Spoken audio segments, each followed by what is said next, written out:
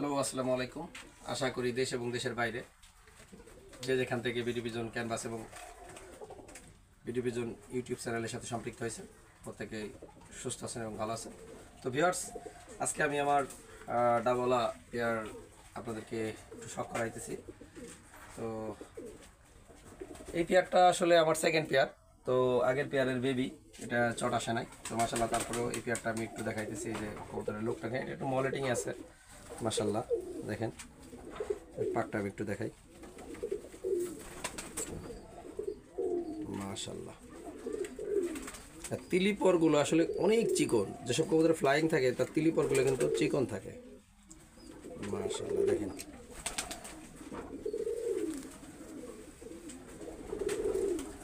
দেখাইতেছি খুবই শর্টফুটে কবুতর। আসলে শর্টফুটে কবুতর কিন্তু পাখা খুব টানে, এটার টানে পাখা দেখেন, বগল পরে এবং পাখাগুলো দেখেন। মাশাল্লাহ কতটা ব্যালেন্স,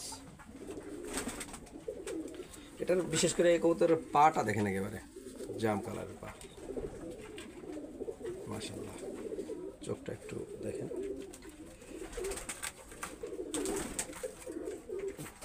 মাশাল্লাহ। তো আমি মাদি কবুতরটার চোখটা একটু কম লাল, কিন্তু রিংটা একদম স্পষ্ট। তো ব্রিডার কবুতরের কিন্তু রিং থাকাটা খুবই জরুরি, তো সেক্ষেত্রে রিংটা দেখেন। মাশাল্লাহ। তো এই যে কবুতরের লোক দেখেন, এটা আসলে মাদি কবুতর। আমি একটু ছেড়ে দেখাইতেছি। মাশাআল্লাহ। তো আমি নর কবুতরটা একটু আপনাদের দেখানোর চেষ্টা করতেছি।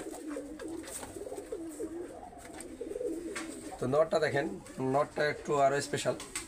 নরটা যেহেতু মাদি কবুতরটা চওড়া পরের কবুতর, নর কবুতরটা কিন্তু আসলে এই যে কবুতরের লুক দেখেন। মাশাআল্লাহ মাশাআল্লাহ। পাখাটা একটু দেখাইতেছি, কত বড় ডানা, এটা ডানাটা দেখাই। মাশাআল্লাহ।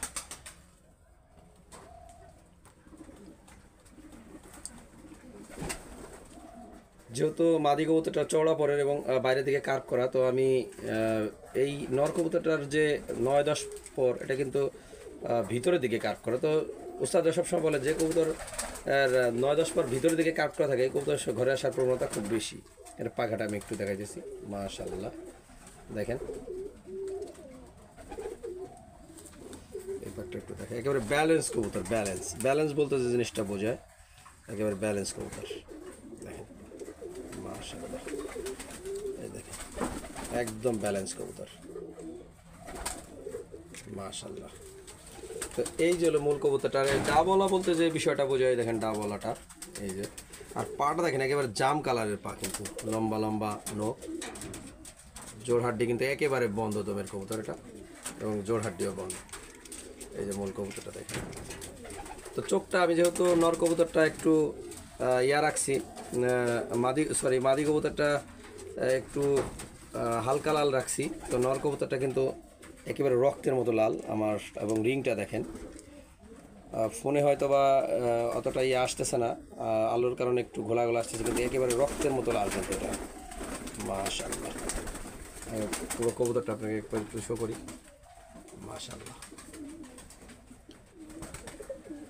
কবুতরটা। মাশাআল্লাহ। তো আমি নর কবুতরটা একটু ছেড়ে দেখাইতেছি আপনাদের। মাশাআল্লাহ, নর মাদিটা একসাথে একটু ছেড়ে দেখাইলাম। এর স্ট্যান্ডিং কোয়ালিটি দেখেন। মাশাআল্লাহ।